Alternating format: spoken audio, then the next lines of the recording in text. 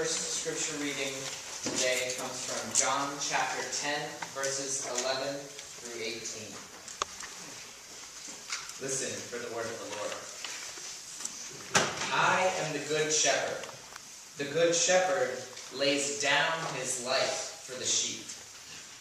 He who is a hireling and not a shepherd, whose own sheep are not, sees the wolf coming and leaves the sheep and flees. The wolf snatches them and scatters them.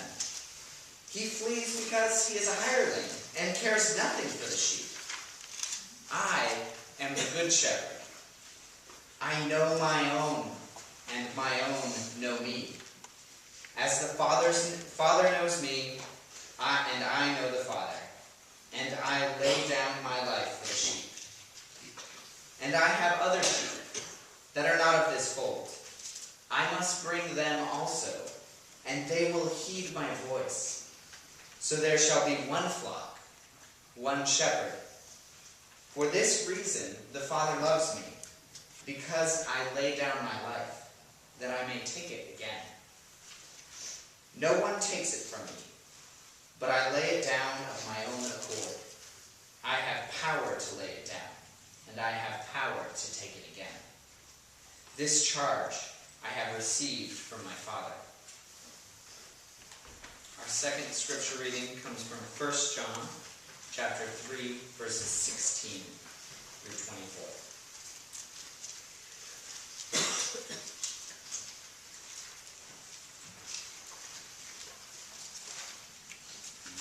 By this we know love, that he laid down his life for us, and we ought to lay down our lives for the brethren. But if anyone has the world's goods and sees his brother in need, yet closes his heart against him, how does God's love abide in him? Little children, let us not love in word or speech, but in deed and truth. By this we shall know that we are of the truth, and reassure our hearts before him. Whenever our hearts condemn us, for God is greater than our hearts, and he knows everything. Beloved, if our hearts do not condemn us, we have confidence before God, and we receive from him whatever we ask, because we keep his commandments and do what pleases him. And this is his commandment, that we should believe in the name of his Son, Jesus Christ, and love one another, just as he commanded us. All who keep his commandments abide in him, and he in them. And by this we know that he abides in us, by the Spirit which he has given us. This is the word of the Lord. Thanks be to God.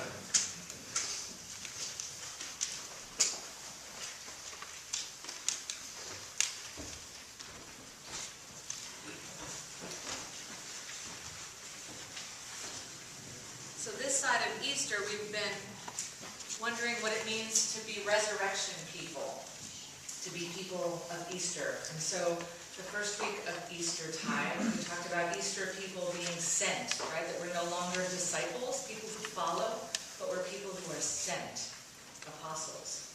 And then the second week, we talked about Easter people being advocates for what is right and what is just. And so this morning, in some way, our texts remind us what happened before Easter, right? Because before Easter, there's Good Friday. Before there's resurrection, there's death.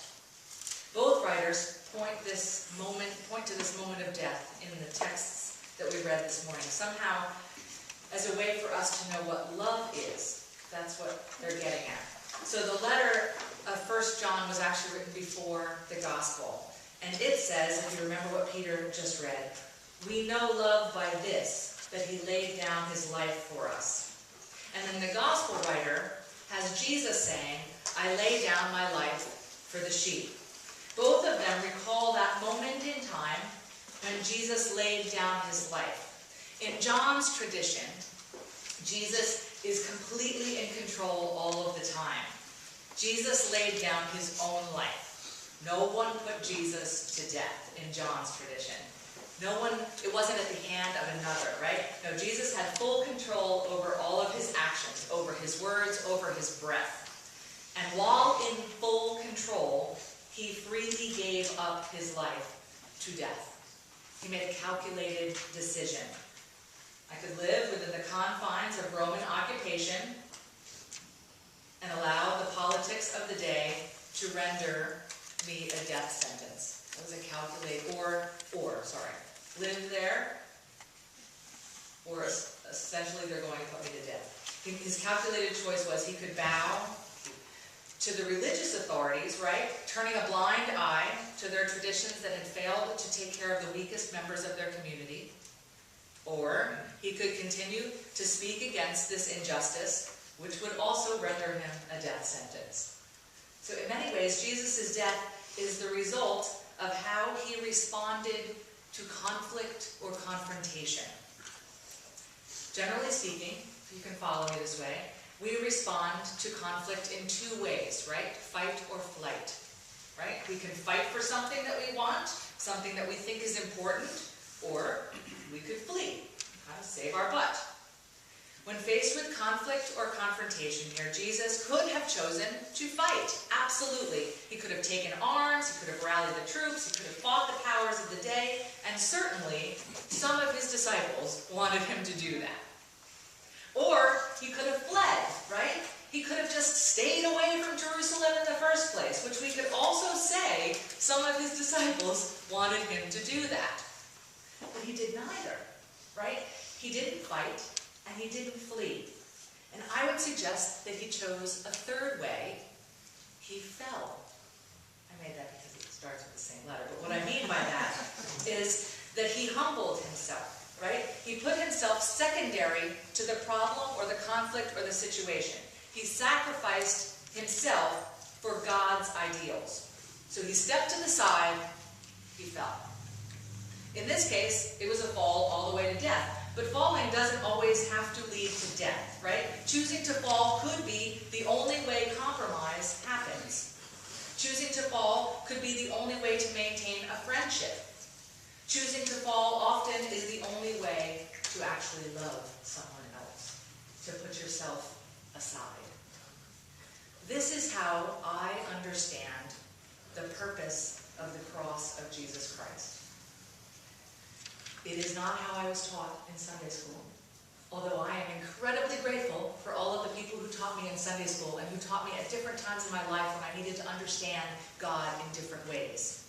But now, as I've grown in my faith, and I'm here in this journey, this picture of Jesus as one who steps aside, as one who humbles himself even to death, one who does not count himself as the most important person in any conflict. This is how I understand the cross. Jesus modeled a third way, essentially. He showed us what it is to be a godly human. Neither fight nor flight. Fall.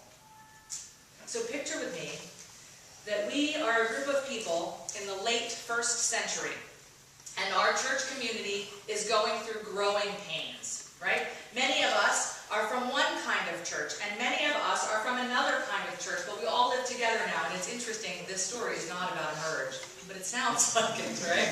So you see, this community of John's Gospels and the letters were a mix of Judean Christians, those who were strictly Jewish, but followed Jesus now, and those who were Gentile Christians, those who had a very different background than the Judean Christians.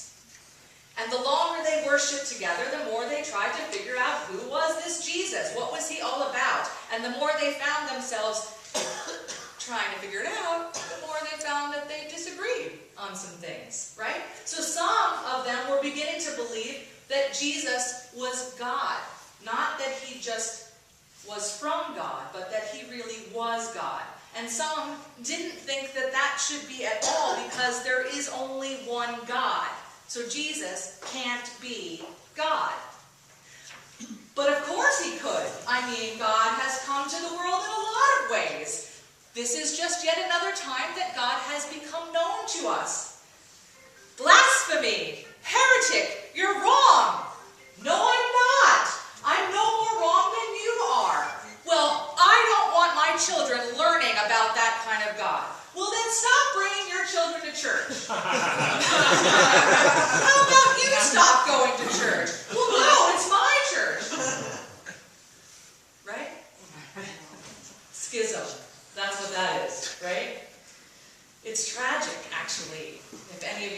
left a church. Leaving a church community is incredibly difficult. Leaving for reasons of moving out of town is difficult, but leaving because of hurt or disagreement, it leaves a mark, and that mark becomes a scar. Because when we're church, we begin to feel like a family, right? Our community means something to us. Leaving one another feels like a betrayal on one hand, and then it feels like a severed arm. When we disagree, when there's conflict or confrontation, what do? Do we fight? Do we flee? Or is there a third way? Because Jesus, I think, offers us a third way. To fall, to lay down our lives for one another. This text is interestingly not about loving the whole world and caring for all of the world's problem and laying down. There's other texts that talk about that. But this text is about loving one another. And if we're honest, it is hardest usually to love the people closest to us, right? So I'm wondering, has anyone read Gary Chapman's The 5 Love Languages? Are you familiar with this book? So he talks about how to love another person. In order to do that, we must first understand what the person's love language is, right? So often, and I know, I can't be the only one who does this, right? We try to love someone, and for some reason, it just doesn't work. We're like not connecting. And he would say that when that happens, that the love that we're presenting, that we're giving to one another is sincere, but sincerity is actually not enough, right? He says that we have to love others in the language that makes sense to the other, because love is about the other, not about us, right? And so he articulates 5 love languages. I'm going to write them for you so that you can look at them and decide. So the first one, let's see if I remember, is words of affirmation.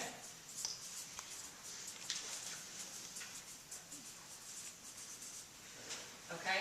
The second one is quality time.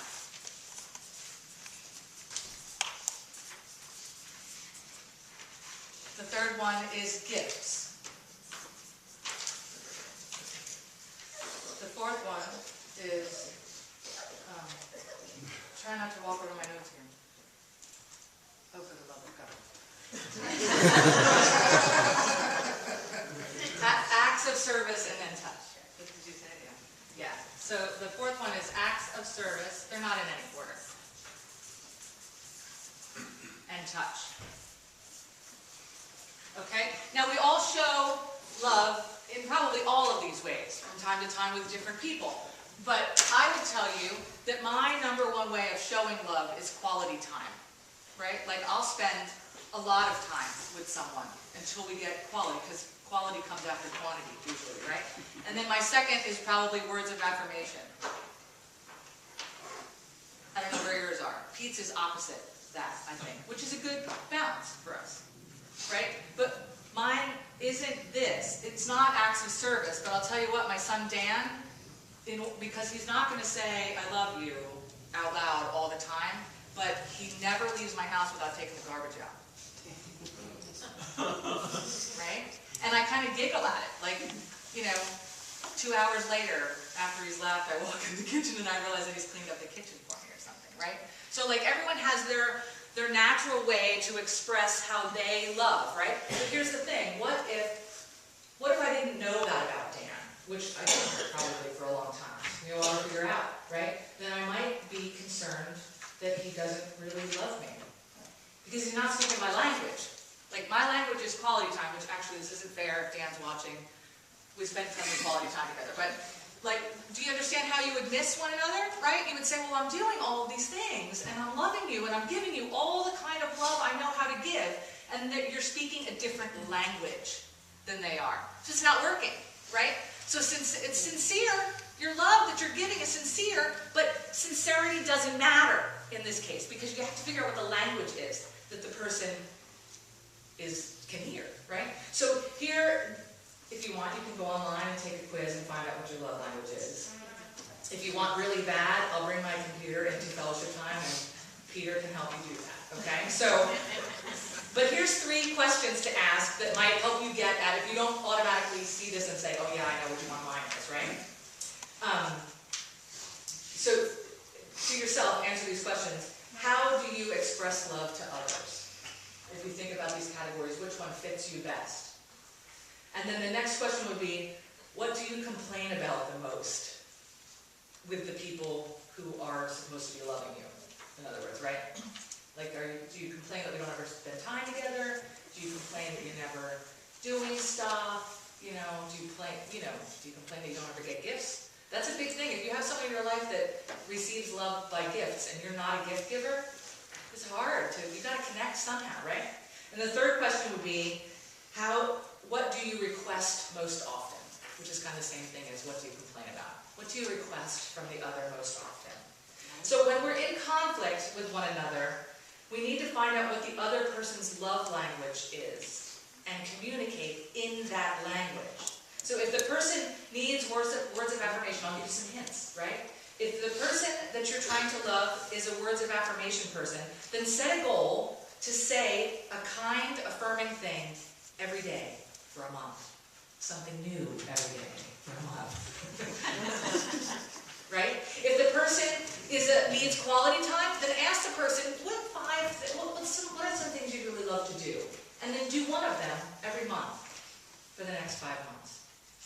If the person is a gift person, right, then keep a gift idea notebook. And I know this sounds crazy, but I am not a gift person. I'm not good at it, right? Other people are really good at it. So I try to keep notes. If I hear someone say, ooh, that's really nice, then I'll try to write it down until I find something that's appropriate for me to gift them. If someone communicates in acts of service, then dare I say, please do whatever it is that they are nagging you to do. Start there, and then move forward. Okay? And if it's a touch person, then make sure that you're touching them appropriately, right? Whether it be a hug, or a pat on the shoulder, a back rub, a kiss, whatever is appropriate. Do the thing that speaks their language. So each week of Easter, we've been highlighting a different component of our outreach team. And this week, I'm going to invite Amy Miller forward, and she's going to talk a little bit about the crop walk. But while she's coming forward, I was thinking about these love languages, and walking in like a walk like this is kind of a hybrid, I think, of, if you can believe it, words of affirmation and acts of service, right? Having just walked a walk ourselves as a family, we did a multiple sclerosis walk last week, and by doing it, there is words of affirmation to Pete, that like we're with him and we were getting to know other people with MS and we were talking about MS, so there was a lot of affirmation in our words as much as our action, and then to do the walk is kind of an act of service, right? So before we talk about the croc walk, I want to ask Amy about any other experience you've had with walks or things like that. Well, I've been very blessed to have been involved with walks ever since I was a young lady. One of my family that's close to my heart is the American Diabetes Association walk, the ADA. We have a lot of diabetes in our family, and basically, was an illness that took my mother and my aunt, with other conditions and everything. But I would say, just find what's in your heart. I know that if you can't give in walking, if you're unable to, there's other ways to give. There's always work behind the scenes to do. One of my passions is I'm a massage therapist. So actually I met Gabby at doing for the Franklin Township Food Bank, which is actually today. They're doing their tour of cure. So they do 10, 20, 50 miles bike rides. That's not for me. Do behind the scenes, no problem. So whatever you can do. There's always stuff to do. There's always tables to give out food or water or just the community, the connections you meet with other people, the relationships you build. It's pretty amazing. I'm actually doing my Hodgkin's lymphoma, which I experienced, the lymphoma walkathon next week. So anything you can, that goes to your heart, it's a beautiful thing to get involved with. Yeah. And so tell us about the crop walk. All right. What's it all about? The crop walk basically is to help ending hunger one step at a time. As you take step in the crop hunger walk, imagine that you're in Kenya, walking to get water that you'll carry back home in a 5-gallon jerry can balanced on your head. Your family needs water for drinking, bathing, preparing meals, for watering the garden or livestock. Whatever the reasons are, 5 gallons of water weighs 42 pounds, and you might have to walk miles to get it. The Church World Service, CWS, was born in 1946, the aftermath of World War II. 17 denominations came together to form an agency to do partnership, what none of us could hope to do alone. So again, they did it together with community. In 1947, CWS, Lutheran World Relief, and the National Catholic Wellness Program created a joint community hunger appeal, and the Christian Rural Overseas Program, also known as CROP. The acronym is gone, but the name and life savings work remains as CROP Hunger walks in some 1,500 communities across the United States. In the 1950s and 60s, CWS expanded its reach across Asia, African, and Latin American. In 1976, in order to provide greater support to refugees and their sponsors in the U.S., CWS established refugee resettlement offices to various parts of the United States, and CWS first began responding to U.S. disasters at the request of the members of the churches. Their solutions, and you can be part of, the Crop Hunger Walk, service communities to determine best to do the solutions. Some ways that some of the donations we are doing today, for instance, that can make a difference. $10 can provide a pair of rabbits, which are great proteins for people that are in third world countries. $50 can provide tools for family needs to grow a garden. $100 can provide 200 chicks, helping families find their ways to their need for nourishment. So tell us specifically how can people do something for the crop walk today? Okay. Well, Beth, I'm very glad you asked that.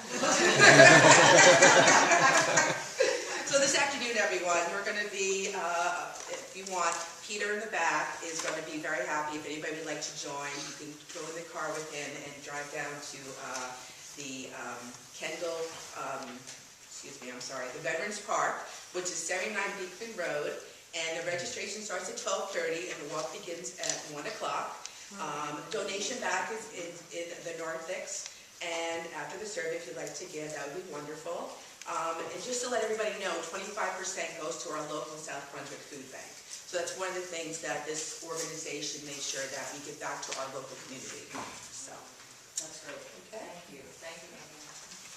And so in your bulletin, just as it has been for the last few weeks, there is a post-it note. It's yellow or orange or pink, I think. And you're invited by the outreach team to write a prayer for the outreach that you just heard of, or perhaps something else that you heard this morning in my sermon. And they're collecting them and creating our own little fire as we wait for Pentecost to start in 4 more weeks. And so I invite you to write a prayer on your post-it note, and you can put that in the offering plate. And while we write, I will just finish by saying that John's community was wrestling with how to love one another. And in their wrestling, they realized that love was sacrificial. Similarly to walking a simple walk, that's a sacrifice. It takes something from us to give. And that love is a choice. Love is not a feeling. Love is a verb. And so Easter people are also called to love our brothers and sisters.